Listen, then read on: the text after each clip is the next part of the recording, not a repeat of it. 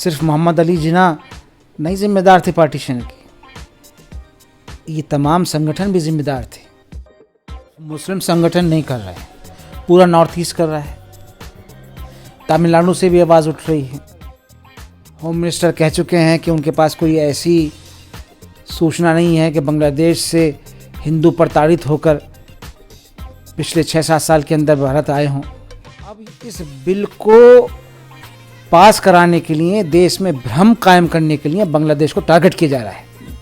ज़्यादा हमारा करीबी अगर कोई मित्र है तो बांग्लादेश है, तो उस मित्र के पीठ में आप छुरा घोंप रहे हैं। सरकार का नंबर नहीं बोल रहा है, ये जो उनके अंदर एक ज़ौम है ना, ये जो हिटलर का जो एक पूरा माइंडसेट है वो बोल रही है। बहुत लोगों की ये वाजपेयी जी की सरकार नहीं थी क्या? वतन समाचार में आज हमारे साथ बातचीत के लिए मौजूद हैं ऑल इंडिया मुस्लिम मजलिस मुशावरत के राष्ट्रीय अध्यक्ष नवेद हामिद साहब। नवेद हामिद साहब, मुस्लिम संगठन जो है ख़ास तौर से CAB का जमकर विरोध कर रहे हैं विपक्ष के साथ साथ, इसे किस तरह आप देखते हैं और वजह क्या है? देखिए, सिर्फ मुस्लिम संगठन नहीं कर रहे हैं, पूरा नॉर्थ ईस्ट कर रहा है। तमिलनाडु से भी आवाज़ उठ रही है। और जितना सेक्युलर एक परिवार है फैब्रिक पूरा, वो भी जो है इसकी आवाज़ उठा रहा है। और हर वो आदमी जो हिंदुस्तान में आइडिया ऑफ इंडिया के पूरे कॉन्सेप्ट पर यकीन रखता है, वो इसका घोर विरोध कर रहा है और करना भी चाहिए।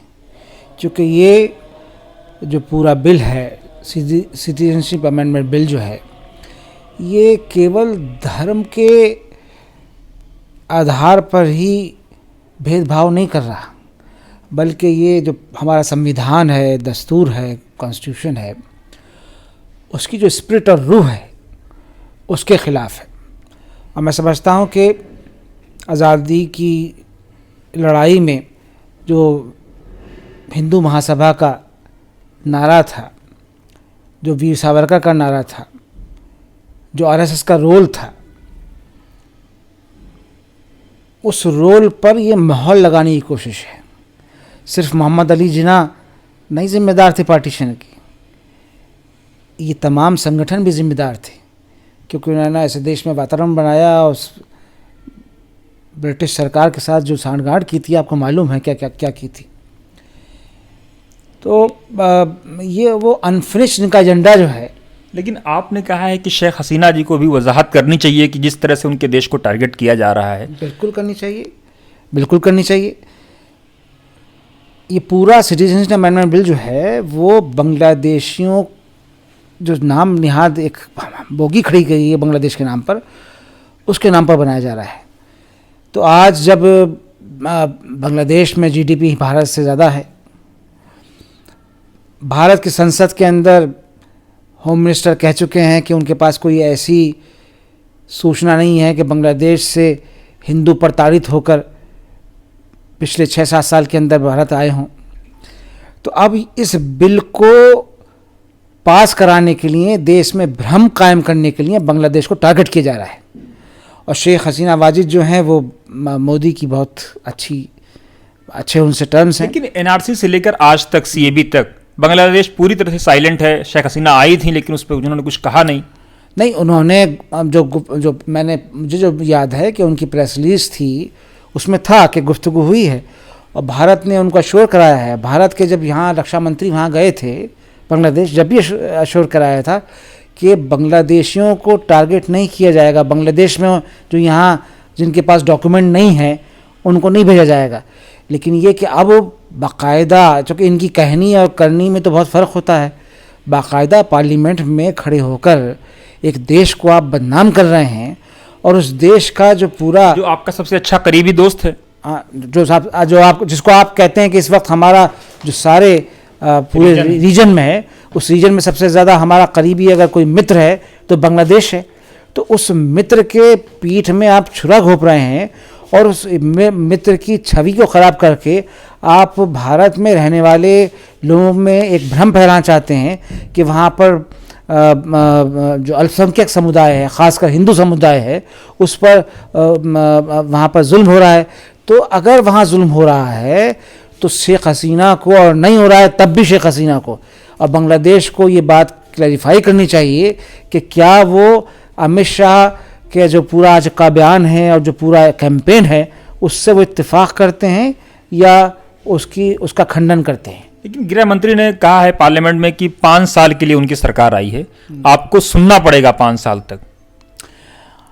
अरे भाई, उनकी मेजोरिटी की सरकार है तो ये सरकार का नंबर नहीं बोल रहा है।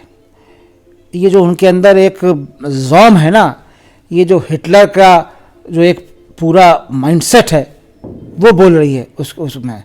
तो ये अगर सरकार तो देश में 70 साल से बहुत लोगों की आई है, बहुत लोगों की आई है। वाजपेयी जी की सरकार नहीं थी क्या? लेकिन इतनी बड़ी मेजॉरिटी से तो नहीं थी। नहीं, कांग्रेस की सरकार नहीं रही कभी क्या? कांग्रेस की भी तो सबसे ज़्यादा प्रचंड बहुमत में 400 प्लस तो राजीव जी की सरकार थी। उन्होंने भी इस तरह की ज़बान का, भाषा का इस्तेमाल नहीं किया। तो ये जो है एक तरह से ज़ोम है ये और कुछ नहीं है कि उनके जहन में बात है माइट इज़ राइट, डंडा हमारे हाथ में तो हम जो का चाहे करेंगे। दस्तूर को, कॉन्स्टिट्यूशन को, संविधान को उनके यहाँ मानने का कोई भी कॉन्सेप्ट नहीं है। और उनके यहाँ लेकिन अगर ये बिल पास हो जाता है तो जो भी सेकुलर लोग हैं, जो प्रीएम्बल ऑफ कॉन्स्टिट्यूशन में जो यकीन रखते हैं, क्या वो लोग सुप्रीम कोर्ट जाएंगे? क्या होगा आगे, क्या रणनीति आप लोगों की? देखिए, ये एक अभी राज्यसभा में ही आएगा, देखते हैं कि राज्यसभा में कौन कौन इनको सपोर्ट करता है, कौन वॉकआउट करता है। इस देश का हर नागरिक उस पूरी पॉलिटिकल पार्टीज के पूरे जो हमारे यहाँ राजनीतिक दल हैं उनके पूरे जो अमल है उसको कीनली वॉच कर रहा है कि किस तरीके से ये पॉलिटिकल पार्टीज बिहेव करती हैं राज्यसभा के अंदर। वॉकआउट से काम नहीं चलेगा। वॉकआउट का मतलब तो आप सपोर्ट कर रहे हैं। वॉकआउट का इनडायरेक्टली मतलब सपोर्ट होता है। तो इतना क्रूशल मामला है राज्यसभा में, तो एक एक वोट काउंट होगा। तो अगर पास भी हो जाए तो बहुत कम वोटों से पास हो, ये भी एक बड़े मायने है। सुप्रीम कोर्ट का रास्ता उसके बाद खुला हुआ है। सुप्रीम कोर्ट में आप लोगों को जाना चाहिए। लेकिन आज देखिए आप ट्विटर पर जिस तरीके से बिरादरान वतन ने जो हमारे यहाँ पे मुसलमानों की बात छोड़ दी, तो वो कह ही रहे हैं, क्रिश्चियन भी कह रहे हैं, लेकिन हमारे हिंदू भाइयों ने जिस तरीके से ट्विटर के ऊपर पूरा एक सुनामी लग रही है कि भाई इसके खिलाफ बोल रहे हैं, तो ये एक बड़ी बात है। और पूरा नॉर्थ ईस्ट खड़ा है इसके खिलाफ। लेकिन बीजेपी कह रही है कि नॉर्थ ईस्ट में सबसे ज़्यादा सीटें हमें मिली हैं, भ्रम फैला रहा है विपक्ष।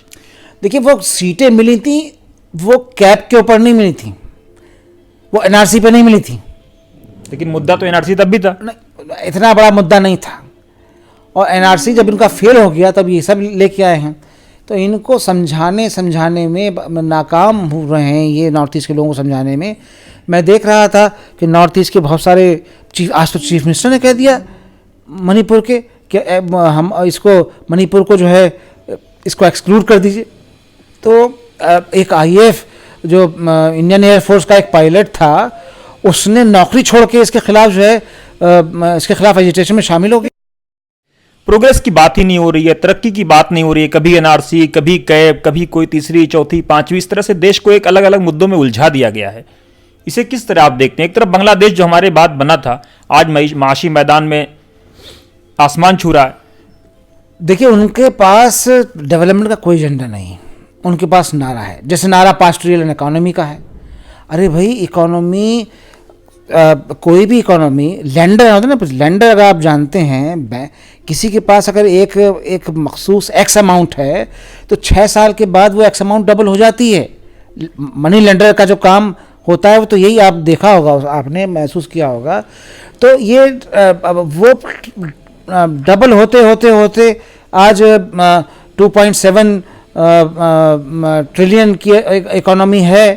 तो 6 साल के बाद तो वो 5 की अपने आप ही हो जाएगी। अगर 12% ग्रोथ रेट रहा तो, यहाँ तो ग्रोथ रेट माइनस की तरफ बढ़ रहा है ना। अगर 12% ग्रोथ रेट रहा तो आप ये बताएं, विपक्ष कह रहा है कि अगर ये बिल पास हुआ तो गांधी पर जिन्ना की सोच जीत जाएगी। बिल्कुल, गांधी सिर्फ देखिए, विपक्ष की प्रॉब्लम ये है कि विपक्ष के पास इनको एक्सपोज करने का पूरा इस वक्त आर्ट नहीं, माफ़ कीजिएगा।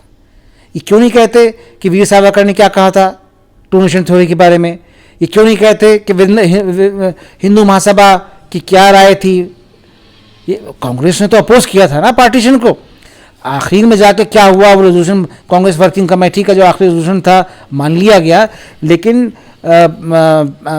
15 साल तक आजाद और गांधी जी ने तो रोकने की आखिरी वक्त 15 साल तक तो कांग्रेस खड़ी रहती एक चट्टान की तरह। तो कांग्रेस को पास उसके जो स्पोक्समैन हैं या जो उसके पार्लियामेंटेरियंस हैं, वो इतना ज़्यादा उनके पास जो है वो इतिहास को उनको पढ़ना चाहिए। इनको इतिहास से ही घेरा जा सकता है। इनकी जो पूरी कहानी है इतिहास की, कमज़ोर कहानी है इतिहास की, वो जब तक हम आवाम को नहीं बताएंगे तो शायद आवाम जो है इनको समझ नहीं पाएगी। शुक्रिया।